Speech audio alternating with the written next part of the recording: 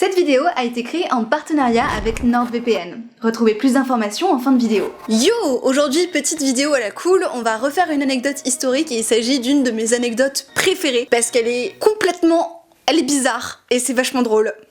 Et également, est-ce qu'on prendrait pas 2 secondes pour noter mon nouveau petit t-shirt brodé?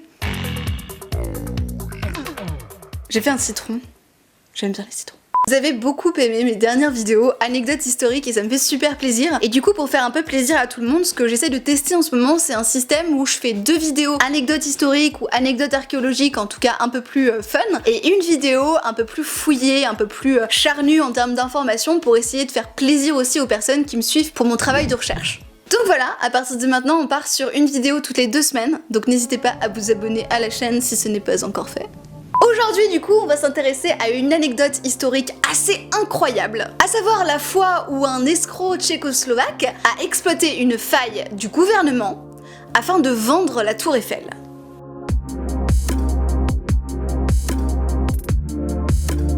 Victor Lustig arrive à Paris au début des années 1920, ou plutôt il fuit vers Paris à cette époque. Nuance plutôt intéressante en effet, puisque Victor Lustig est un escroc assumé, ayant acquis et aiguisé ses compétences tout au long de sa jeune vie. Il est né en 1890, issu d'une famille aisée, absolument pas dans le besoin, et qui s'est installé dans la ville tchécoslovaque de Tabor. Dès son plus jeune âge, il éprouve un certain attrait pour les malversations et arnaques en tout genre, malgré, ou grâce, à des dispositions intellectuelles assez impressionnantes. Étant né dans une bonne famille, le jeune homme parle à l'âge de 16 ans environ 5 langues et il gagne son argent de poche en trichant aux cartes et en plumant ses copains. Voilà, on appelle ça un coup de pute dans le milieu, hein. Ces tours de passe-passe lui valent même un très court séjour en prison vers l'âge de 20 ans, qui ne le dissuade absolument pas de continuer vers sa vocation.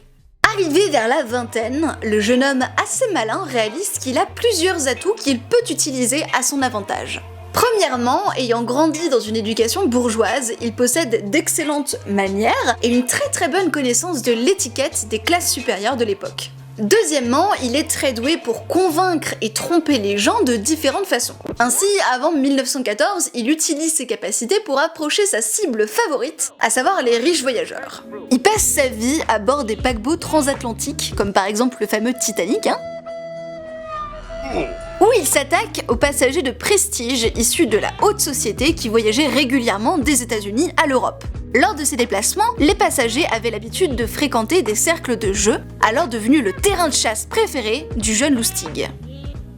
Problème, son engrenage si bien huilé prend fin avec l'arrivée de la Première Guerre mondiale en 1914, puisque les conflits armés limitent les déplacements maritimes, empêchant au passage le jeune Victor de gagner sa vie. Il décide alors de prendre la route vers les États-Unis dans l'objectif de gagner gros, de gagner beaucoup plus gros que les petites arnaques de cartes qu'il avait l'habitude de pratiquer. Il s'enrichit dans ses premières années en Amérique en se faisant passer pour un comte et en contractant sous un faux nom différents prêts à plusieurs riches banques locales. Il récupère l'argent et change régulièrement d'identité, ce qui lui permet de très rapidement faire fortune. Alors en pleine ascension dans son art, il fait la rencontre d'un personnage devenu mythique, le très célèbre gangster américain Al Capone. Et là, plutôt que de s'associer au mastodonte du crime, il s'en rapproche, il fait copain-copain, et il va pigeonner le prince de la mafia américaine en lui extorquant la somme astronomique pour l'époque de 5000 $.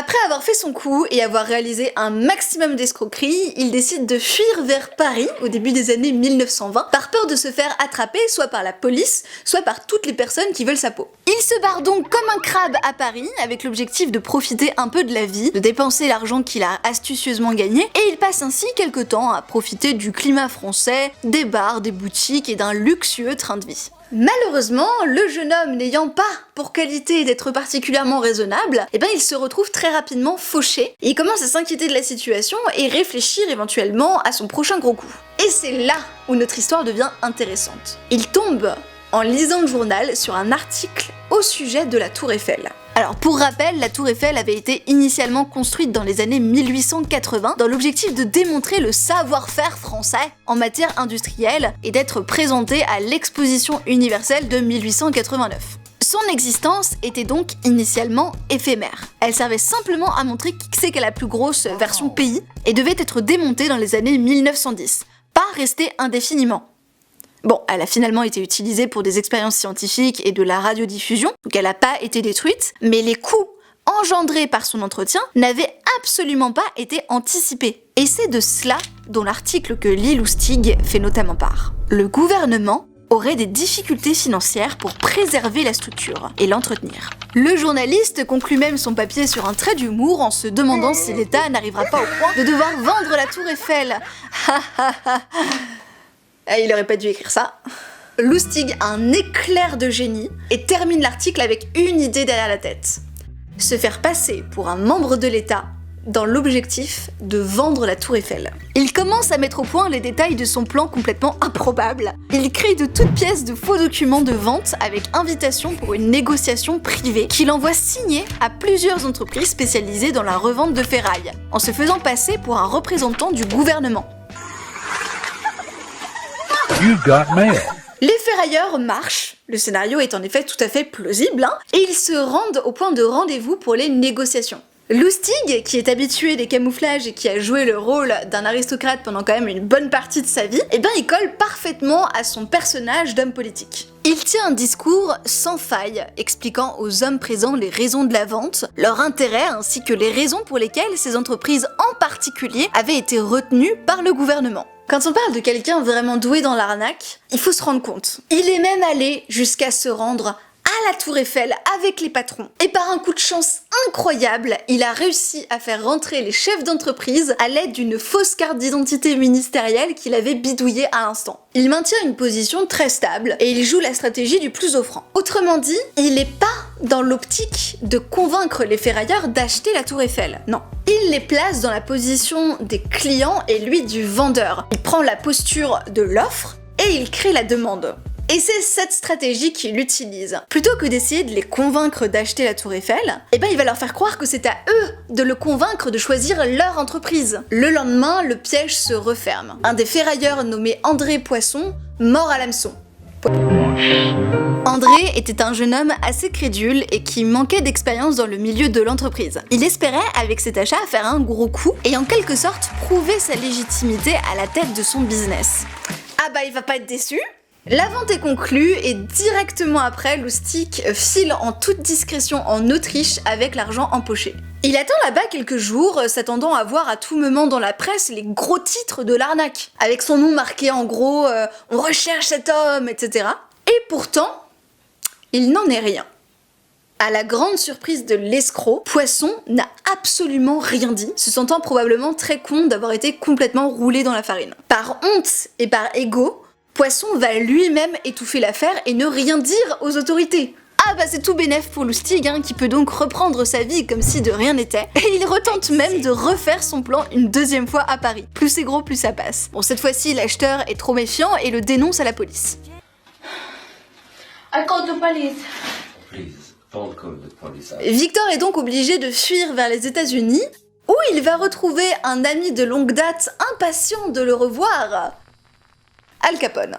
Étonnamment, ce dernier ne lui éclata pas les genoux, comme on pourrait s'y attendre. Pour Al Capone, si Lustig a réussi à berner l'empereur des gangsters en personne, c'est que le jeune homme a un certain talent. Il l'engage donc pour son propre compte et lui donne la charge de plusieurs arnaques à destination de l'Europe. Il vivra le reste de sa vie ainsi, entre cavale et coups de maître, échappant à de multiples reprises au filet de la justice, avant d'être enfin condamné 15 ans plus tard à une toute petite peine de 15 ans de réclusion. Il est envoyé à Alcatraz, la prison la plus vénère des États-Unis, et il meurt des suites d'une pneumonie en 1947.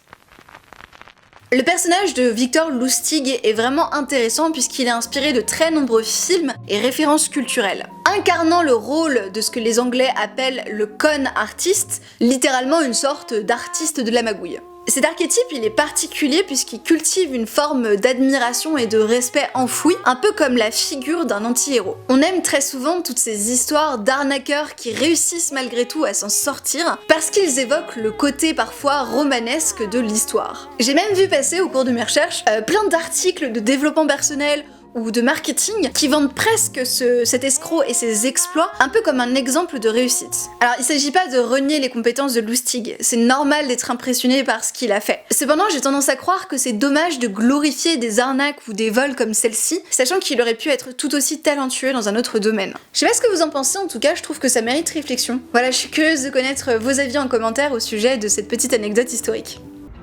Moi je pense que la question elle est vite répondue. Plop, Charlie du futur, bonjour. Voilà, je vous remercie infiniment d'avoir regardé cet épisode des Revues du Monde qui a d'ailleurs été sponsorisé par NordVPN. Alors, deux choses. La première, c'est que je suis désolée. Je suis désolée pour mon dernier partenariat qui était pour Red Shadow Legend, que j'ai fait il y a plusieurs vidéos maintenant, qui était pas très bien amené, et j'ai bien pris note du coup de vos commentaires en ce sens, et du coup maintenant je vais faire hyper attention à comment est-ce que j'amène les partenariats que je fais pour les vidéos, parce que c'est vrai que c'est déjà casse-couille, donc j'ai pas envie en plus de vous emmerder avec ça. J'ai touché le micro. La deuxième chose, c'est que je suis super reconnaissante d'avoir la possibilité de faire ces partenariats. Faut vraiment qu'on comprenne un truc, c'est que lorsqu'on fait de la vulgarisation ou du contenu culturel sur YouTube, c'est très compliqué déjà de trouver des partenariats qui sont qu'avec des institutions, avec des musées ou avec des choses qui sont un peu dans notre ligne éditoriale. Je vois souvent ça passer dans les messages en mode oui, pourquoi est-ce que tu fais un partenariat pour NordVPN alors que tu pourrais faire un partenariat avec le musée du Louvre?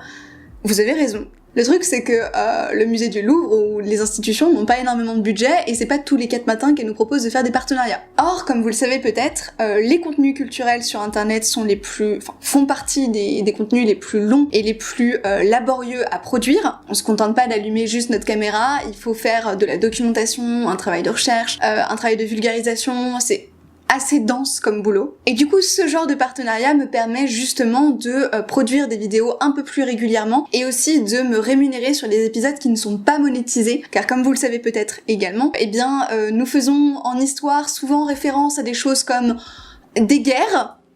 Ça arrive. Et ça ne plaît pas trop aux annonceurs. Ce qui fait que j'ai beaucoup de mes vidéos qui sont démonétisées. Typiquement, je vous donne un exemple très concret. J'ai fait, il y a 2 vidéos, une vidéo assez longue, un peu dense, sur l'avortement dans l'histoire. C'est un sujet qui me tenait énormément à cœur. Le travail de recherche m'a pris énormément de temps. Je vous invite vraiment à aller voir cette vidéo pour vous rendre compte du boulot en fait qu'il y a derrière. Et cette vidéo-là n'a pas été monétisée. Parce que avortement, parce que puritanisme américain, parce que tout ça. Mais le truc, c'est que ça n'a pas seulement été démonétisé. Cette vidéo a impacté ce qu'on appelle l'algorithme YouTube, c'est-à-dire que l'algorithme YouTube a vu que j'avais fait une vidéo qui est quand même très va des rétro satana pour les annonceurs, et l'algorithme YouTube a dit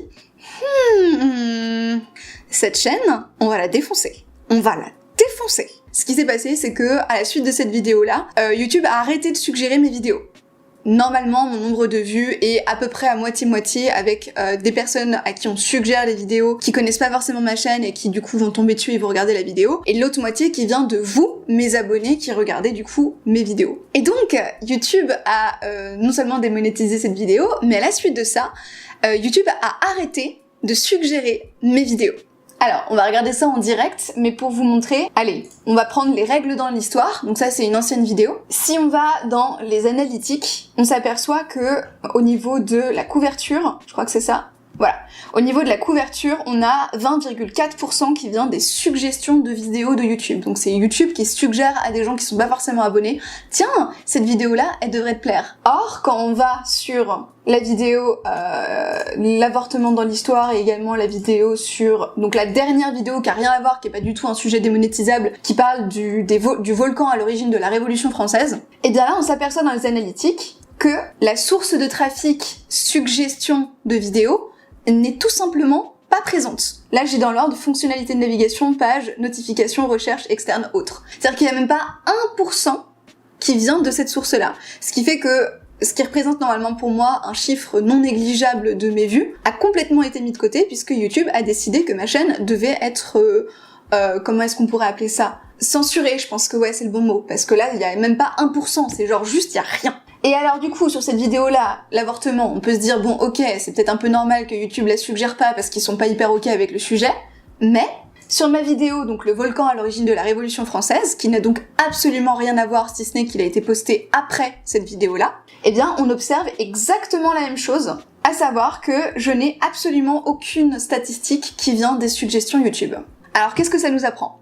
Ça nous apprend que YouTube peut avoir des personnes dans son collimateur dont le travail va être caché et minimisé, et c'est quelque chose de problématique. Bref, c'est déjà suffisamment compliqué comme ça d'écrire, de documenter, de faire tout ce travail de recherche. En plus, on doit faire hyper attention au sujet qu'on fait parce que sinon, bah voilà, il nous arrive des choses comme ça et c'est, à mon sens, hyper injuste. Donc du coup, j'ai décidé pour cet épisode de réaliser un partenariat avec NordVPN afin de pouvoir me rémunérer pour toutes les vidéos qui sont démonétisées et toutes celles qui sont prises en grippe par YouTube. Et j'espère que ça ne va pas vous déranger. Voilà. Bref, vous devez donc très certainement déjà savoir ce qu'est un VPN, sinon vous êtes un peu bizarre. À savoir que c'est un outil qui vous permet de modifier votre géolocalisation, par exemple pour contourner les restrictions de votre pays. Oh no! Ça peut notamment vous permettre de regarder vos séries préférées depuis l'étranger, ou l'inverse. Ah d'accord, donc on part sur une coupure d'électricité. Cette coupure d'électricité vous est présentée par NordVPN. Ah non Minou, c'est toi qui... Oh, mon petit chat! Faut pas éteindre mon PC, voyons! Mon chat vient d'éteindre mon PC. Mais également de surfer en toute tranquillité sur les réseaux Wi-Fi publics, ce qui peut être super pratique quand par exemple vous voyagez, ou alors si vous avez envie de regarder du porno à la gare. Je plaisante, ne faites pas ça. L'utilisation de NordVPN est super simple et accessible même aux teuteux comme moi. Perso, j'aime beaucoup l'application mobile, que je vous recommande d'ailleurs chaleureusement. Si ça vous tente de tester et que vous n'avez pas envie de vous engager ni rien, sachez que vous pouvez faire un essai sans risque puisqu'ils offrent une garantie de 30 jours et si jamais ça vous plaît pas, bah ils vous remboursent. Bref, du coup ils m'ont donné un petit code promo pour vous si jamais vous avez envie d'essayer et ce code promo c'est le code MOMI. Donc voilà, n'hésitez pas à utiliser le code MOMI ou à cliquer sur les liens en description. Obtenez 70% de réduction sur NordVPN, c'est seulement à 3,11 € par mois, et en plus, vous obtenez un mois supplémentaire gratuit en cliquant sur ce lien. Donc n'hésitez pas à cliquer sur le lien en description pour avoir accès à mon code promo. Voilà, merci à tous et à toutes pour votre compréhension. Je vous fais d'énormes bisous et on se dit à très vite pour une prochaine vidéo.